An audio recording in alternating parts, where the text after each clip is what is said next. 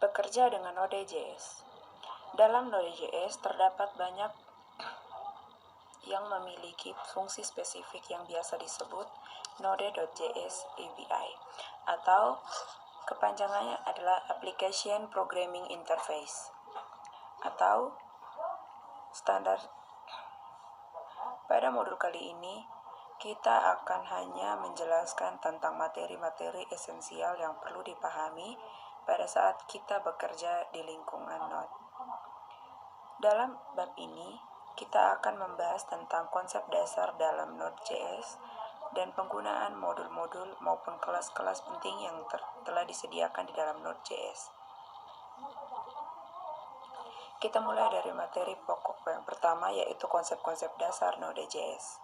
Sebelum melangkah lebih jauh ke pembahasan selanjutnya, pada bagian ini kita akan membahas sekilas tentang konsep-konsep dasar dalam Node.js agar dapat memahami cara kerja dari aplikasi yang dibuat menggunakan Node.js. Yang pertama yaitu pemrograman event driver. Dalam proses eksekusi kode, Node.js menggunakan kode mekanisme event driven. Dalam mekanisme ini, suatu aksi akan dilakukan ketika kejadian atau event tertentu terjadi. Mekanisme event driven pada umumnya digunakan pada aplikasi-aplikasi berbasis GUI atau pada saat kita menggunakan JavaScript untuk memanipulasi objek atau dokumen objek model di lingkungan web browser.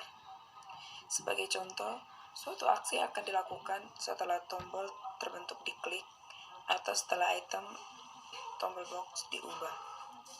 Aksi biasanya diubah dalam bentuk proxy dan disebut sebagai event handler, kode yang digunakan untuk event tertentu. Node.js dieksekusi, Node.js akan menjalankan framework dan aplikasi akan berada dalam keadaan diam atau idle sampai mendengarkan atau menunggu suatu event terjadi.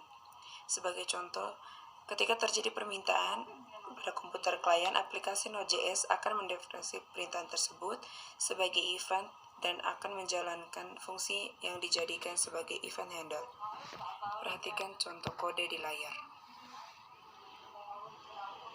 Pada contoh di layar, kita membuat objek dari kelas HTTP atau kelas server yang berada dalam HTTPL dengan cara memanggil fungsi HTTP create server. Objek tersebut selanjutnya digunakan untuk mendengarkan permintaan yang dikirim melalui Word. Setiap permintaan yang terjadi akan memicu event request yang akan kemudian. Berikutnya kita akan mempelajari kelas event emitter. Node.js memfasilitasi melalui kelas event emitter yang ada di dalam modul event emitter. Sebagian kelas merupakan turunan dari event emitter. Semua objek dari kelas event emitter dan kelas turunan lainnya dapat memicu terjadinya event tertentu. Sebagai contoh, fs.readStream akan memicu event. Node.js mengizinkan kita untuk mendefinisikan tertentu pada objek yang kita buat. Syaratnya, objek tersebut perlu dibuat menggunakan kelas event emitter atau kelas turunan dari kelas event emitter. Perhatikan contoh program berikut ini.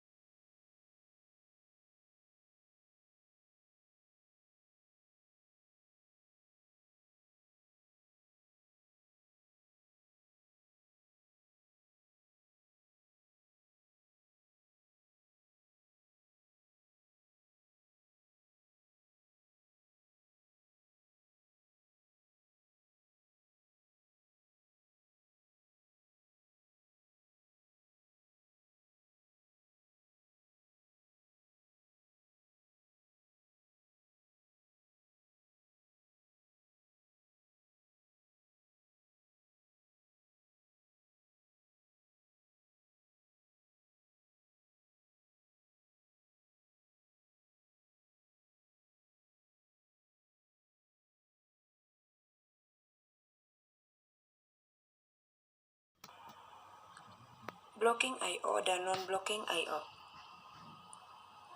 Terdapat dua metode yang dapat digunakan untuk melakukan operasi input atau output di dalam Node.js, yaitu blocking input-output dan non-blocking input-output.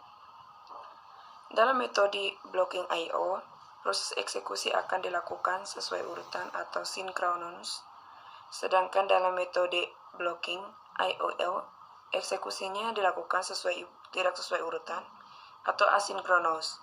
Untuk mengetahui perbedaannya, perhatikan kode berikut ini.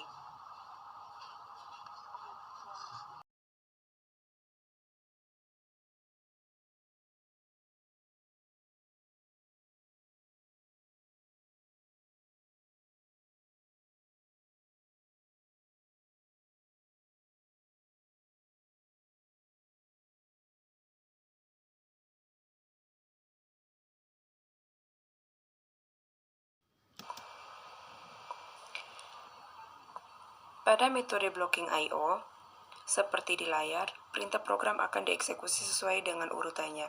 Artinya, perintah kedua akan dieksekusi setelah selesai dikerjakan. Demikian juga dengan perintah ketiga yang akan dikerjakan setelah perintah kedua selesai. Selanjutnya, perhatikan kode berikut ini yang menggunakan metode dan blocking I/O.